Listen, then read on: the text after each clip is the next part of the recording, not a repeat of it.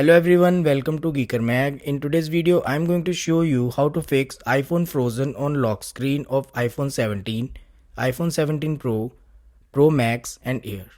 This also works in iPhone 16 and iPhone 15 lineup as well. So the process includes pressing the volume up button and release it, and then press the volume down button and release it, and then press the power button until phone turn off and you see the Apple logo. You have to perform these steps quickly. Let me show you how to do it.